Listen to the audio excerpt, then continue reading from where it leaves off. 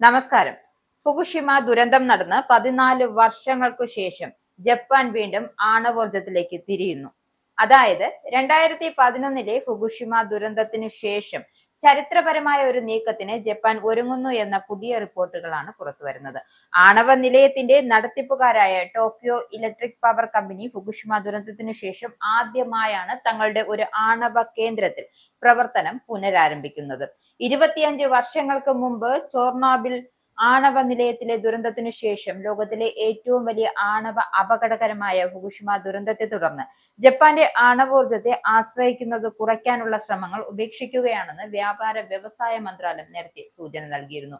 ലോകത്തിലെ ഏറ്റവും വലിയ ആണവ നിലയമായ കാശിവസാക്കി കരിവ പ്ലാന്റ് പുനരാരംഭിക്കുന്നതിന് നിഗറ്റയിലെ പ്രാദേശിക അധികാരികൾ അംഗീകാരം നൽകിയതോടെയാണ് ഈ നടപടിക്ക് വഴി തുറന്നിരിക്കുന്നത്.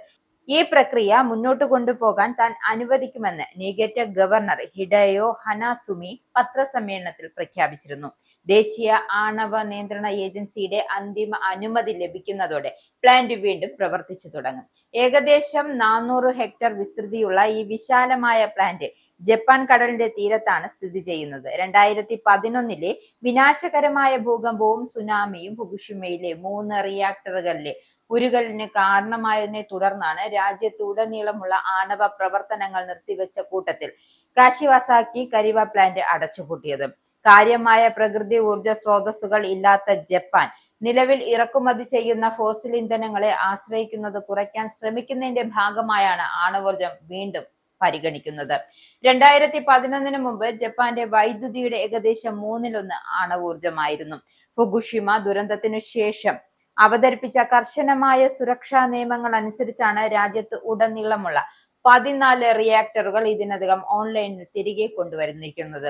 കാശിവാസാക്കി കരിവ പ്ലാന്റിലും വലിയ നവീകരണങ്ങൾ നടന്നിട്ടുണ്ട്. 15 മീറ്റർ ഉയരമുള്ള സുനാമി ഭിത്തി, ഉയർന്ന പ്രദേശങ്ങൾ നിർമ്മിച്ച പുതിയ ബാക്കപ്പ് പവർ സിസ്റ്റങ്ങൾ എന്നിവ ഉൾപ്പെടെ പ്രധാന നവീകരണങ്ങൾ പ്ലാന്റ് വിധേയമായിട്ടുണ്ട്. 2050 കാർബൺ ന്യൂട്രാലിറ്റി കൈവരിക്കുവാനും വർദ്ധിച്ചു വരുന്ന വൈദ്യുതി ആവശ്യങ്ങൾ, അതായത് പ്രത്യേകിച്ച് കൃത്രിമ ബുദ്ധി ഡാറ്റാ സെന്ററുകളുടെ ഉപഭോഗം വർദ്ധിപ്പിക്കുന്നതിനാണ് സർക്കാർ ലക്ഷ്യമിടുന്നത്. 2040 ആകുമ്പോഴേക്കും ആണവോർജത്തിന്റെ വിഹിതം ഏകദേശം 20% ഉയർത്താനും പുനരുപയോഗ ഊർജം വികസിപ്പിക്കുവാനും സർക്കാർ പദ്ധതിയിടുന്നുണ്ട്.